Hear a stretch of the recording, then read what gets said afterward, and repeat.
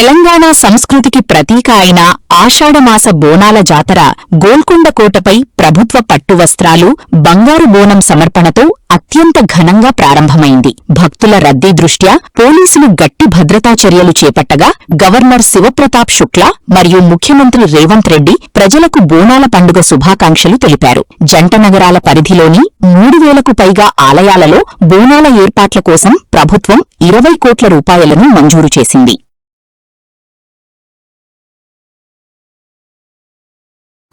సంస్కృతి సంప్రదాయాలకు అద్దం పట్టే బోనాల ఉత్సవాలైతే అంగరంగ వైభవంగా ప్రారంభమయ్యాయి. హైదరాబాద్లో ముఖ్యంగా తెలంగాణ సమాజానికి బోనాలు ఉత్సవానికి సంబంధించి అయితే ఇప్పుడు అంతటా సందడి నెలకొంది. ప్రత్యేకించి గోల్కొండ బోనాలతో ఈ ఉత్సవాలకైతే శ్రీకారం చుట్టడం జరిగింది. గోల్కొండ కోటలో ఘనంగా ఆషాఢమాస బోనాల జాతర నేపథ్యంలోనే మహంకాళి అమ్మవారికి బంగారు బోనం అయితే సమర్పించడం అయితే జరిగింది.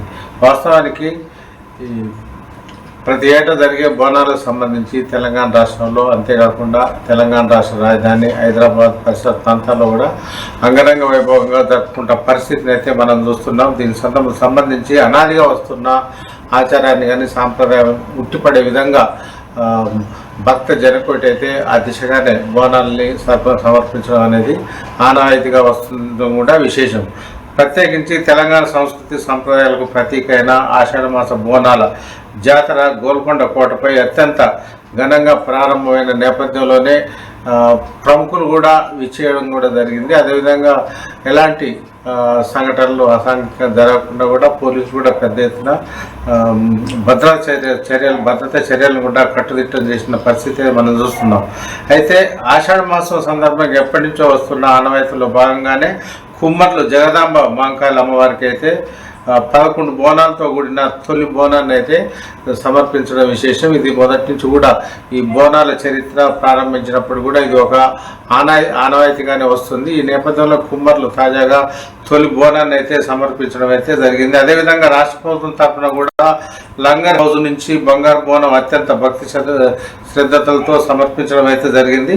డప్పు చప్పులు, పోతురాల విన్యాసాలు, అదేవిధంగా శివసత్తుల పూనకాలతో బోనాల పండుగ మాత్రం ఘనంగా ఇప్పటికే ప్రారంభమైన నేపథ్యంలో దీనికి సంబంధించి అయితే ముఖ్యంగా అటు బల్కంపేట కావచ్చు, ఇటు ఈ మన ప్రఖ్యాతమైన ఈ పాత బస్తీ అన్ని చోట్ల ఇప్పటికీ ఒక ప్రధానమైన 5 చోట్ల మాత్రం షెడ్యూల్ కూడా విడుదలైతే చేయడం జరిగింది.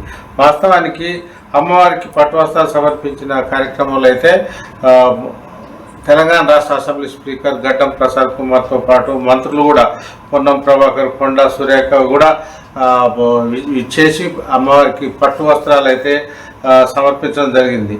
ఈ సందర్భంగా నిర్వహించిన ప్రత్యేక పూజల్లో కూడా వారు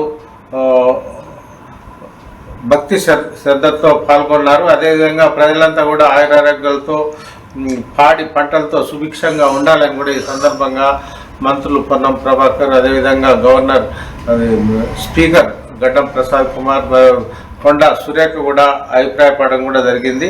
గోల్కొండ కోట పరిసరాలన్నీ భక్తుల రద్దీతో కోలాహలంగా మారడమే కాకుండా కోట వైపు వచ్చే దారులు అన్నీ కూడా భక్త జనసందోహంతో కిటకిటలాడిన పరిస్థితి కూడా మనం చూస్తున్నాం.